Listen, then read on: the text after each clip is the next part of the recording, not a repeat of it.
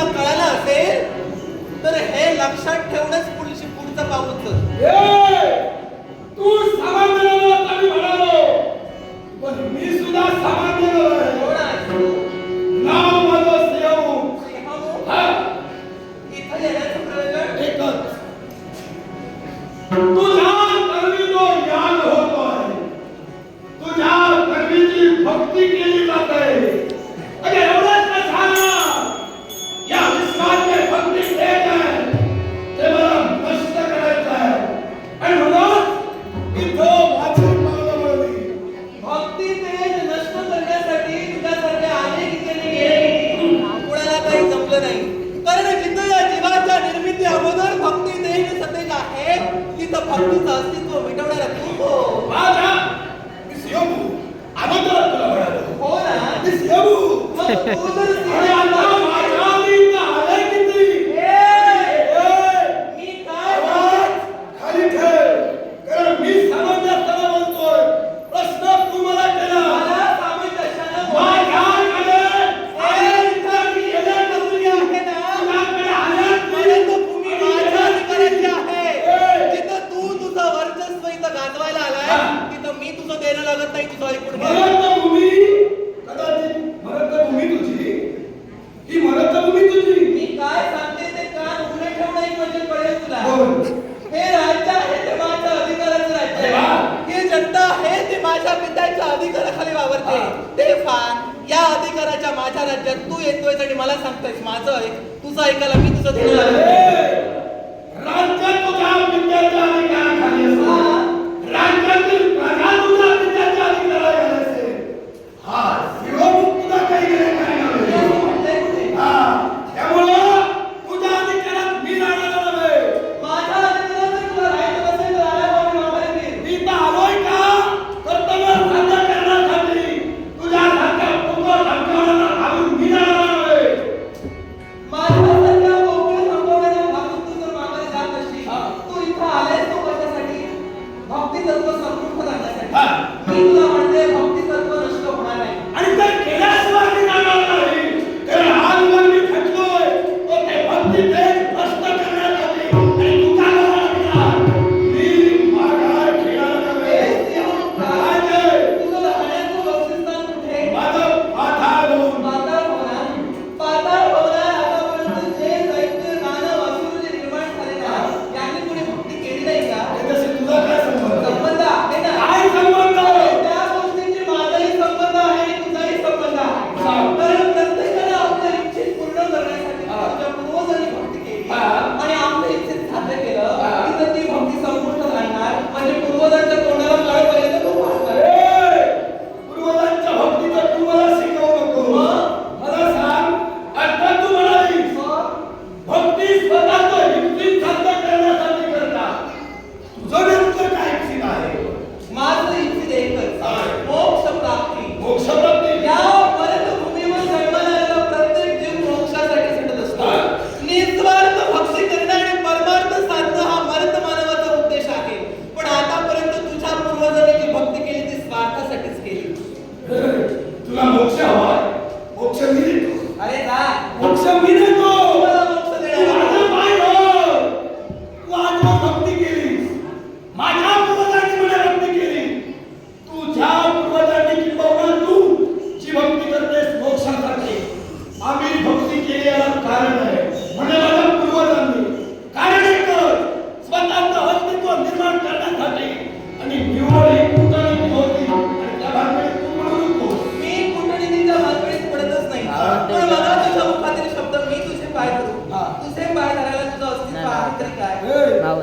अस्तित्व माझं असल्याशिवाय आता घोड्यातून सहजासहजी असे किती जन्माला आले पाण्यात आणि किती आले? गेले तर गेले पण आले तुला नाही. जर ज्ञान नसेल, तू हे बोलू नकोस. कारण मला सांग, पाताळ घोडाचा त्याग करून स्वर्ग, मृत्यू आणि पाताळ. पाताळ घोडातून अस्तित्व नसतं तर कोणी मृत्यूलोकात येऊ शकत नाही. मृत्यूलोकातील पाताळ मला जाऊ शकत नाही. म्हणजे मी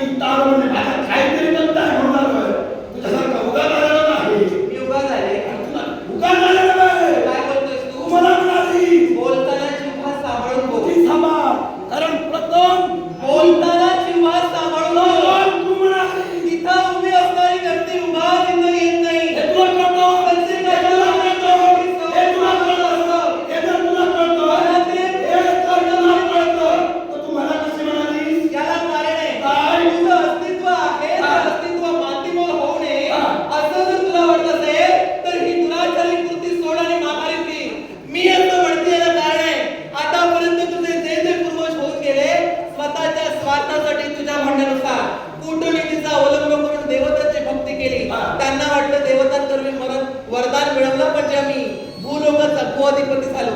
पण सगळ्यांचा तो निव्वळ गैरसमज होता. काय? जे भूपती या उद्दाश आणि अमरत्वाचं वरदान घेऊन सिद्ध झाले ना, ते सगळे रसातळाला गेले. तेव्हा तू तुझा विचार कर. भक्ती तत्व संपुष्टात आणणं हे कुणाच्याही हाती नाही. मला सांगतो, तुझ्या पित्याने तुमच्या राज्याचा विस्तार नक्कीच केला असेल. नक्की मग विस्तार करत असताना अनेक जणांचा शेवटही झाला असेल. नक्की मग तो शेवट का झाला?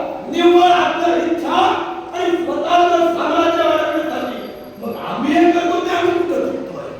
तू काय बोलतोयस हे तुला कळतंय का? तुला कळलं, सारा कळतोय. हो ना. आता ते तुझ्या काही डोक्यात शिरत नाही ते तू सांग. नाही मी सांगते हा. ना. माझ्या पित्यानं राज्य विस्तार केला. कित्येकाशी घनघोर असं युद्ध केलं. प्रत्येकाचा शेवट केला असं तू म्हणतोय. शेवट प्रत्येकाचं नव्हे, प्रत्येकाचं नव्हे. बरं ज्यांचं चिंता आक्रमण केलं मी. असं बोल. मी तुझी त्या सगळे तुझं काय जातं? अतिक्रमण केलं तिथं सगळ्यांचा शेवट केला. जे जे अधर्म अत्याचारानं मंडित झाले त्यांचा शेवट त्यांनी केला. राज्य विस्तार करणं, स्वतःच्या रणरागिणीला रक्तस्नान घालणं, क्षत्रिय धर्म जोपासणं आणि अधर्माचा नाश करणं हे क्षत्रियचं तत्व आहे. ते तुझ्यासारख्या दानवाला कळणार नाही. मला सांग ना, आल्यापासून तू देवतांनी थोडी सुद्धा काही हो. देवता धर्म अधर्म जोपासत नाही. मान्य? मग तुझ्या बापाला कोणी दिला धर्म अधर्म जोपासण्याचा अधिकार? अरे अविश्वास, जो जीव धर्माला आलाय ना, त्या प्रत्येक जीवाने धर्माचं रक्षण, धर्माचं पालन आणि धर्माचं आचरण करूनच चालावं हेच धर्मशास्त्र सांगतं. मुळात मला असं वाटू लागलं, काय? मी काय म्हणालो हे तुझ्यापर्यंत पोहोचलंच मला नाही. सांग. याला कारण आहे, याला कारण आहे. काय? आम्ही अत्याचार करतो म्हणे, आम्ही अधर्म करतो. आम्ही का करतोय? स्वतःचं अस्तित्व आणि स्वतःचं साम्राज्य प्रस्थापित करण्यासाठी.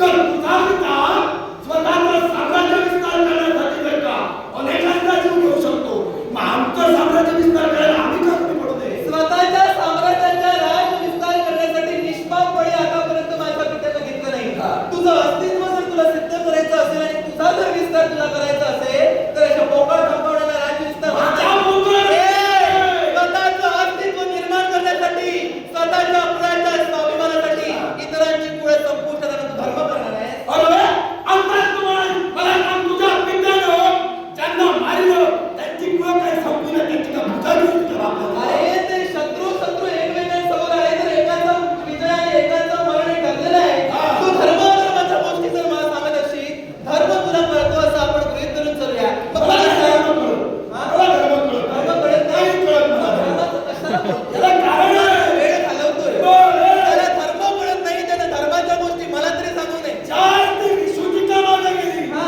मला तेव्हाच कळलं, काय? काही ना काहीतरी पेटणार आहे. हो ना. ए, मी आलो. तू काय म्हणालीस? तुझ्या राज्याचा, तुझ्या साम्राज्याचा विस्तार करण्यासाठी हा मार्ग चुकीचा आहे. मी ते उदाहरण तुला मी दिलं. काय म्हणते? हा. जिथं तुला धर्म कळत नाही तिथं धर्म अधर्माच्या गोष्टी आपण न केलेल्याच बरा. पण जिथं तू भक्ती तत्व नष्ट करण्यासाठी आलाय, तू कितीही तुझ्या मानी मनगटाचा चोरला, माझं भक्ती तत्व तेव्हाही सतेज होतं, आताही सतेज आहे आणि या विश्वात शेवटपर्यंत भक्ती तत्व सतेज राहणार आहे. आणि तेच भक्ती तत्व माझ्या मी घडविणार. आणि राहिला प्रश्न माझ्या मारी मंडळातील बळाचा, गरज नाही मला.